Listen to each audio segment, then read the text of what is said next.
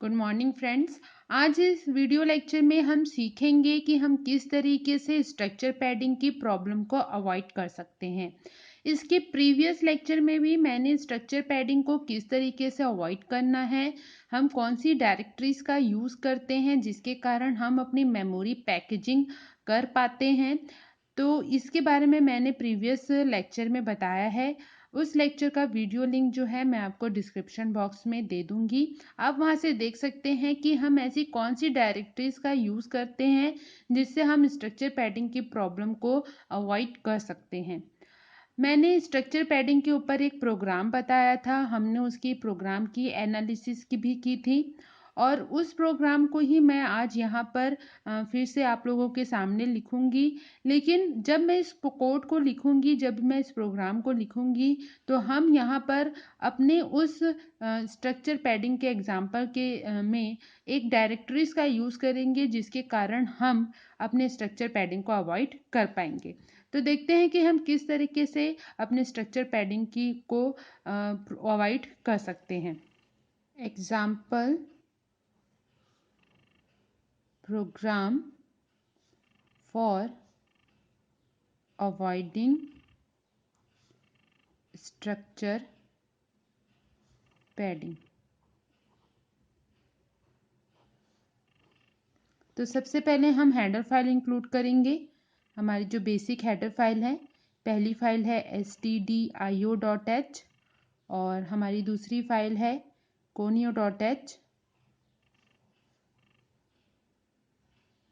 और हम एक थर्ड फाइल इंक्लूड कर रहे हैं string.h।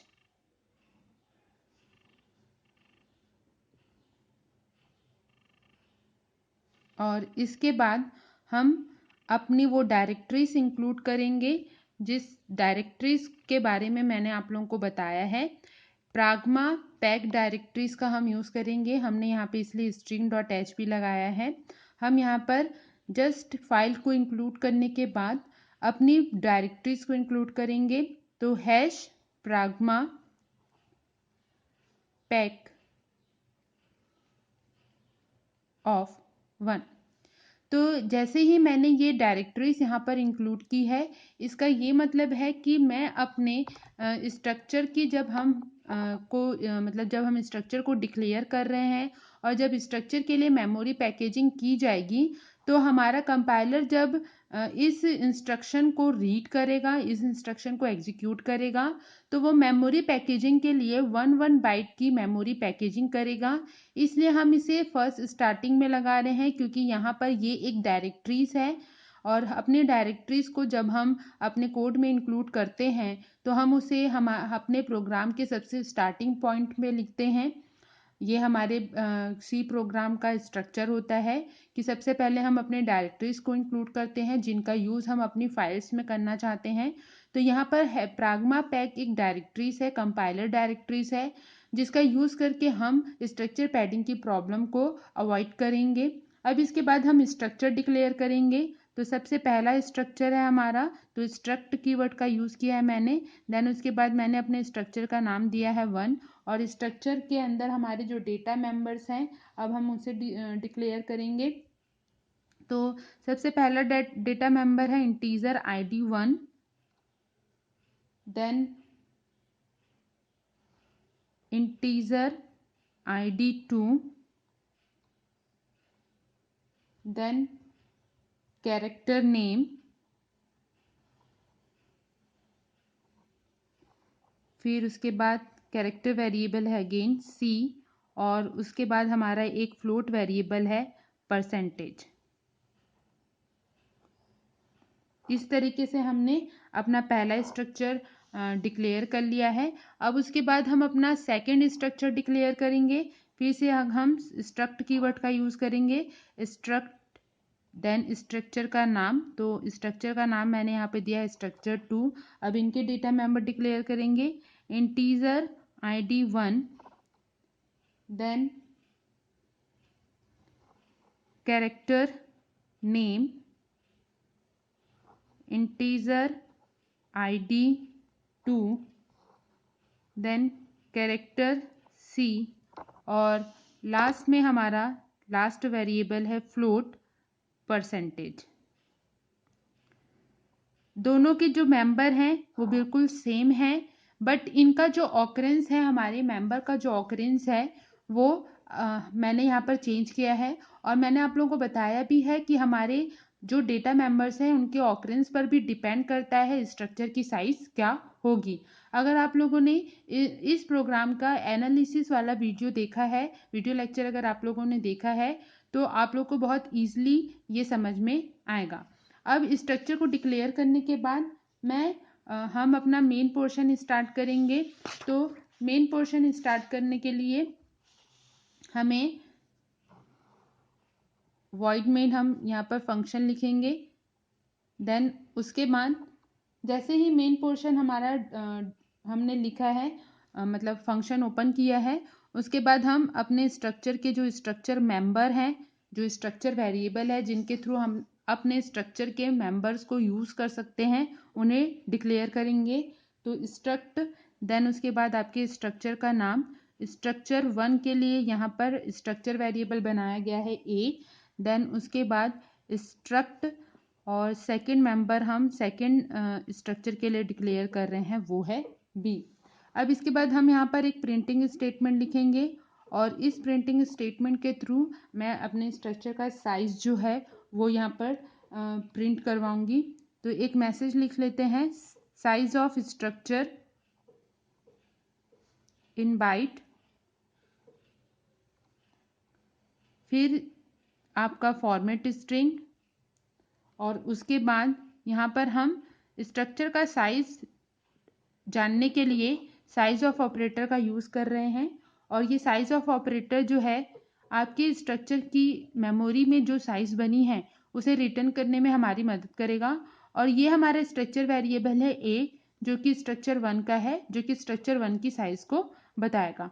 जैसे कि मैंने आपको बताया कि जब मेमोरी में हमारा स्ट्रक्चर का मेमोरी लोकेशन बनता है तो एक कंटिन्यूअस मेमोरी लोकेशन वो बनाता है अपने डेटा मेंबर के हिसाब से, और उन डेटा मेंबर्स को एक्सेस करने की परमिशन जो होती है हमारे इस स्ट्रक्चर वेरिएबल को होती है। ये हमारा रिप्रेजेंटर होता है, हमारा एक्सेस वेरिएबल होता है, जिसके थ्रू हम स्ट्रक्चर्स के मेंबर को एक्सेस कर पाते हैं। तो इसी के थ्रू भी हम अपने स्ट्रक्चर की साइज को भी जान पाएंगे। इसलिए यहाँ पर साइज ऑफ ऑपरेटर में मैंने स्ट्रक्चर वेरिएबल का यूज़ किया है। प्रिंट f/n, उसके बाद हम यहाँ पर अपने जितने भी डेटा मेंबर्स हैं उनका जो साइज है, एड्रेस है, मेमोरी एड्रेस है, उसे हम यहाँ पर प्रिंट करवाएंगे। तो सबसे पहले स्ट्रक्चर का हम कर रहे हैं। तो जैसे ही हम स्ट्रक्चर 1 के डेटा मेंबर को एक्सेस करेंगे तो हम स्ट्रक्चर वेरिएबल का, जो स्ट्रक्चर 1 का जो स्ट्रक्चर वेरिएबल है उसका यूज़ करेंगे। तो यहाँ पर देखिए ID1 जो स्ट्रक्चर 1 का डेटा मेंबर है उसे प्रिंट करवाने के लिए, उसके एड्रेस को प्रिंट करवाने के लिए हमें स्ट्रक्चर वेरिएबल को जब भी एक्सेस करना होता है तो हम उस स्ट्रक्चर मेंबर को स्ट्रक्चर वेरिएबल के साथ डॉट ऑपरेटर के साथ यूज़ करते हैं। इस तरीके से हम लिखेंगे, structure variable of structure 1 dot structure member of structure 1। उसके बाद हम नेक्स्ट जो वेरिएबल है उसका एड्रेस प्रिंट करवा रहे हैं, address of ID2 is equals to %u address of a.id2। और यहाँ पर %u जो है ये अनसाइन इंटीजर है, और अनसाइन इंटीजर जो है मेमोरी एड्रेस की वैल्यूज़ को जब हमें प्रिंट करवाना होता है तो हम अनसाइन इंटीजर का यूज़ करते हैं। देन उसके बाद प्रिंट f, हमारा नेक्स्ट वेरिएबल है, उसकी वैल्यूज, उसके एड्रेस को हम प्रिंट करवाएंगे, address of name is equals to %u address and % operator a.name। और यहाँ पर एंड % जो है ये हमारा एड्रेस ऑपरेटर होता है जिसके थ्रू हम ये काम कर पाते हैं। नेक्स्ट वेरिएबल के लिए लिखेंगे, नेक्स्ट वेरिएबल है हमारा c, कैरेक्टर c वेरिएबल है।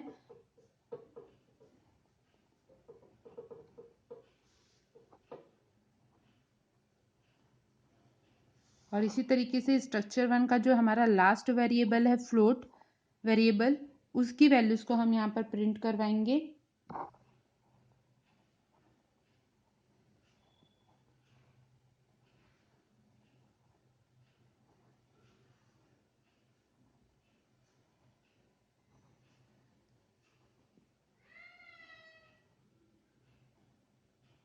इस तरीके से हमने स्ट्रक्चर वन के इन प्रिंटिंग स्टेटमेंट के थ्रू स्ट्रक्चर वन का मेमोरी साइज प्रिंट करवाया और उनके जितने भी डेटा मेंबर्स हैं उनके एड्रेस को भी यहाँ पर प्रिंट करवाया। अब नेक्स्ट प्रिंटिंग स्टेटमेंट के थ्रू हम स्ट्रक्चर टू का जो मेमोरी साइज है वो प्रिंट करवा रहे हैं।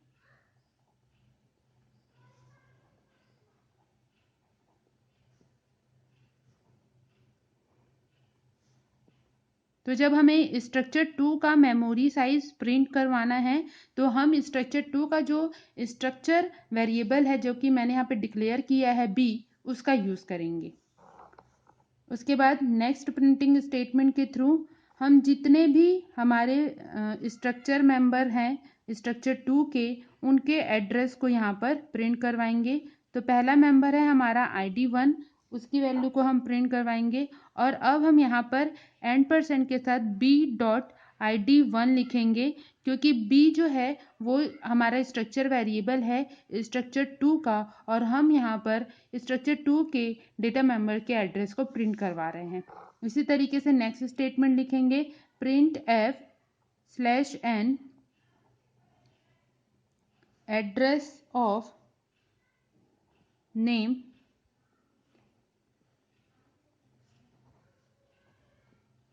तो जिस सीक्वेंस में आपने अपने स्ट्रक्चर में वेरिएबल को डिक्लेयर किया है उस सीक्वेंस में आप यहाँ पे प्रिंट करवा सकते हैं। मैं वही सीक्वेंस फॉलो कर रही हूँ जिस सीक्वेंस में मैंने अपने वेरिएबल को स्ट्रक्चर टू में डिक्लेयर किया है।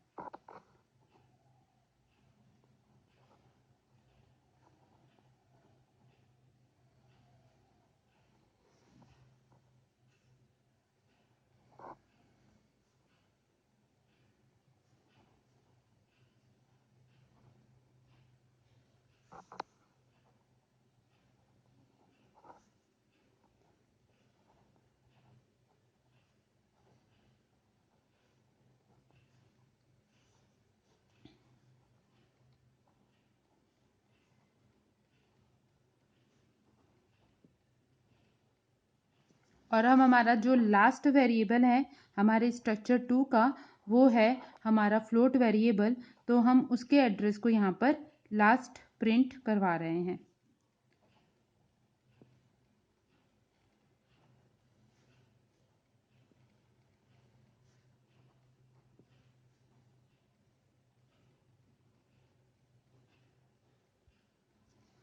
और उसके बाद लास्ट हमारा जो हमारा गेट सी एस फंक्शन है उसे लिखकर अब हम अपने जो मेन फंक्शन के ब्लॉक है उसको क्लोज कर रहे हैं।